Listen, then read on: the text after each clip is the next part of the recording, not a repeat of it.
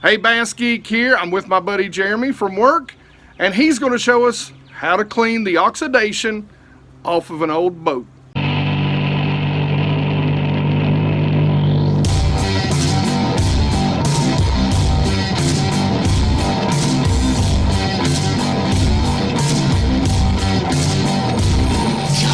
So Jeremy, go ahead and tell us what step one is.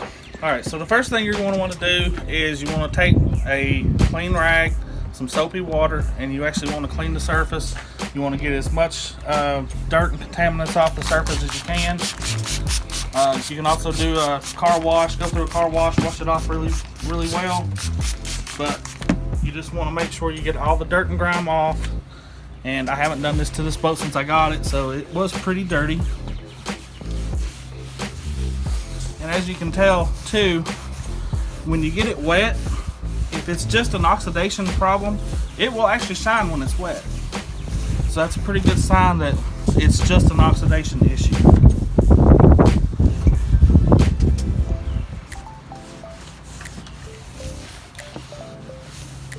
So once all the dirt and grime is wiped off, the next thing you'll want to do is you want to get you some soapy water. This is just warm water with a drop or two of Dawn dish soap, and I am going to start with a 1000 grit sandpaper, and you can use regular sandpaper, but you want to make sure you have some sort of foam sponge. This is dual grit, 1000 on one side, 1500 on the other, and we're going to start with the 1000 grit, and we're just going to wet sand the entire surface until it starts to get smooth.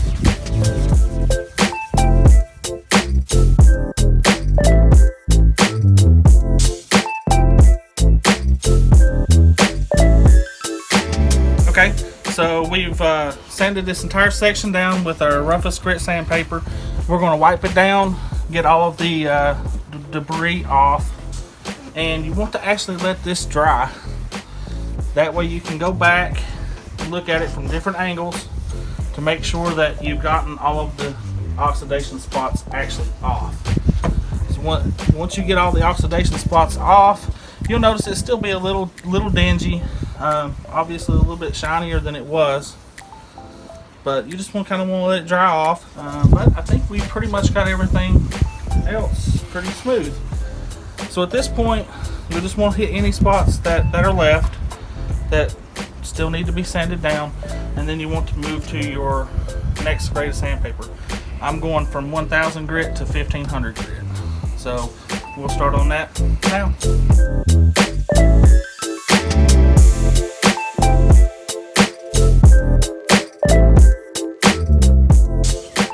Okay, so we've sanded down this surface with all the way up to a 2000 grit sandpaper, and now all we need to do is buff out any of the remaining scratches.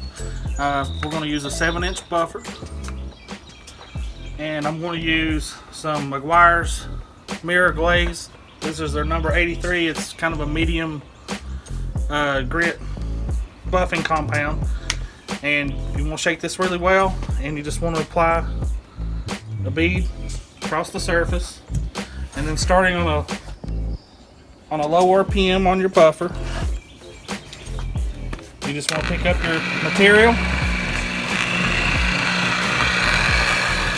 distribute it across the surface, and then speed it up a little bit and just buff it out.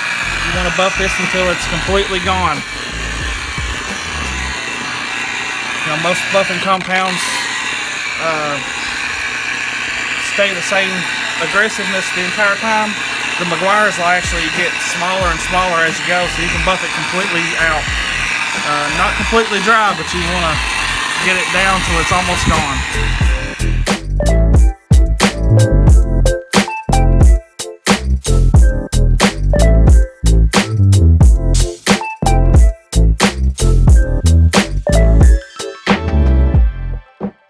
Okay, so we buffed off the surface.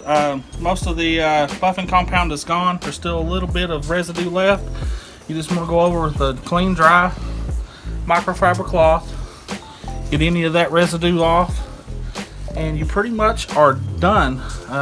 Now the only thing that's left to do is put on a good coat of wax with a UV inhibitor protectant, and you should be good to go.